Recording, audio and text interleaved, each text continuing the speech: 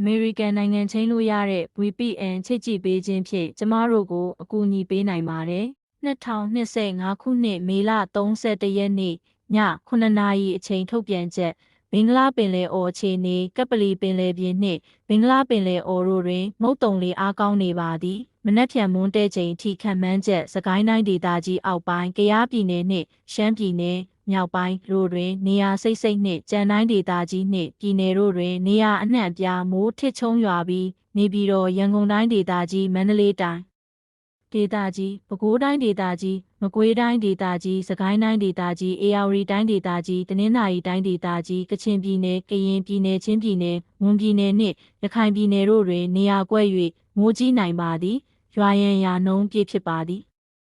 မိုးတိမ်တောင်ဖြစ်ပေါ်မှုအခြေအနေရန်ကုန်တိုင်းဒေသကြီးပဲခူးတိုင်းဒေသကြီးမကွေးတိုင်းဒေသကြီးစကိုင်းတိုင်းဒေသကြီးအထက်ပိုင်းဧရာဝတီတိုင်းဒေသကြီးတနင်္သာရီတိုင်းဒေသကြီးကချင်ပြည်နယ်ကရင်ပြည်နယ်ချင်းပြည်နယ်မွန်ပြည်နယ်ရခိုင်ပြည်နယ်နှင့်ရှမ်းပြည်နယ်တို့တွင်မိုးတိမ်တောင်များဖြစ်ထွန်းလျက်ရှိပြီးအဆိုပါမိုးတိမ်တောင်များရွေ့လျားရာနေရာတစ်လျှောက်တွင်မိုးရွာသွန်းခြင်းနှင့်အတူလေပြင်းတိုက်ခတ်ခြင်းမိုးထစ်ချုံခြင်းမိုးကြိုးပစ်ခြင်းလျှက်စီးလက်ခြင်းနှင့်မိုးသီးကြွေခြင်းစသည့်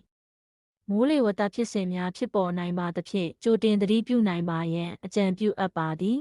မြမပင်လယ်ပြင်မြမကမ်းရိုးတန်းတစ်လျှောက်နှင့်ကမ်းလွန်ပင်လယ်ပြင်တို့တွင်ရံဖန်ရံခါမိုးတက်လေပြင်းများကြားရောက်ပြီးလှိုင်းကြီးမီမိုးတက်လေပြင်းကျစဉ်ရေပြင်မြေပြင်လေသည်တနအီလျင်35မိုင်အထိတိုက်ခတ်နိုင်ပါသည်လှိုင်းအမြင့်မှာမြမကမ်းရိုးတန်းတစ်လျှောက်နှင့်ကမ်းလွန်ပင်လယ်ပြင်တို့တွင်9ပေမှ13ပေခန့်ရှိနိုင်ပါသည်နောက်2ရက်အတွက်ခန့်မှန်းချက်ရန်ကုန်တိုင်းဒေသကြီးပဲခူးတိုင်းဒေသကြီးဧရာဝတီတိုင်းဒေသကြီးတနင်္သာရီတိုင်းဒေသကြီးကချင်ပြည်နယ်ကရင်ပြည်နယ်မွန်ပြည်နယ်နှင့်ရခိုင်ပြည်နယ်တို့တွင်မိုးထစ်ချုံပြီးနေရာကွက်၍မိုးကြီးနိုင်ပါသည်နေပြည်တော်နှင့်အနီးတစ်ဝိုက်အတွက်မနက်ဖြန်မွန်းတည့်ချိန်ထိခန့်မှန်းချက်မိုးတစ်ကြိမ်2ကြိမ်ထစ်ချုံရွာမီရွာရန်ရာနှုန်းပြည့်ဖြစ်ပါသည်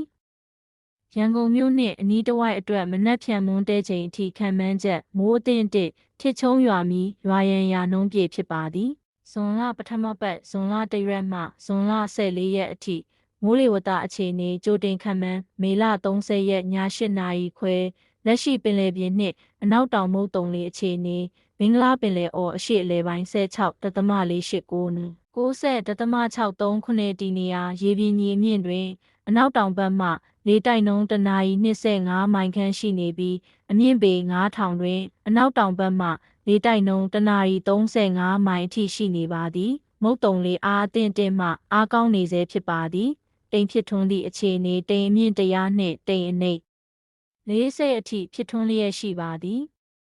ဇွန်လပထမပတ်နှင့်ဒုတိယပတ်အတွင်းဖြစ်နိုင်မည့်မိုးလေဝသအခြေအနေကြိုတင်ခန့်မှန်းဇွန်လ1ရက်မှဇွန်လ3ရက်အတွင်းတနင်္သာရီတိုင်းမွန်ပြည်နယ်ကရင်ပြည်နယ်ပဲခူးတိုင်းအရှေ့ပိုင်းဧရာဝတီတိုင်းရန်ကုန်တိုင်းရှမ်းပြည်နယ်မြောက်ပိုင်းနှင့်တောင်ပိုင်းနေပြည်တော်ရခိုင်ပြည်နယ်စကိုင်းတိုင်းအထက်ပိုင်းနှင့်ကချင်ပြည်နယ်တို့တွင်မိုးအသင့်တင်မှမိုးများနိုင်ပြီးဇွန်လ4ရက်နောက်ပိုင်းတွင်ပဲခူးတိုင်းအရှေ့ခြမ်းကချင်ပြည်နယ်နှင့်ကရင်ပြည်နယ်မွန်ပြည်နယ်တို့မှအပကြံပြည်နယ်တိုင်းဒေသများအားတွင်မိုးရွာနှုန်းလျော့ကျသွားနိုင်ပါသည်လေဖိအားနည်းရပ်ဝန်းဖြစ်နိုင်ခြေတင်ချပုံစံပြုကြိုတင်ခန့်မှန်းဇွန်လဒုတိယပတ်အတွင်းဘင်္ဂလားပင်လယ်အော်တွင်လေဖိအားနည်းရပ်ဝန်းတစ်ခုဖြစ်ပေါ်နိုင်ကြောင်းကြိုတင်ခန့်မှန်းထားသည်ကိုတွေ့ရပါသည်ဇွန်လဒုတိယပတ်အတွက်မိုးလေဝသအခြေအနေကြိုတင်ခန့်မှန်းချက်များကိုထပ်မံတင်ပြပေးပါမည်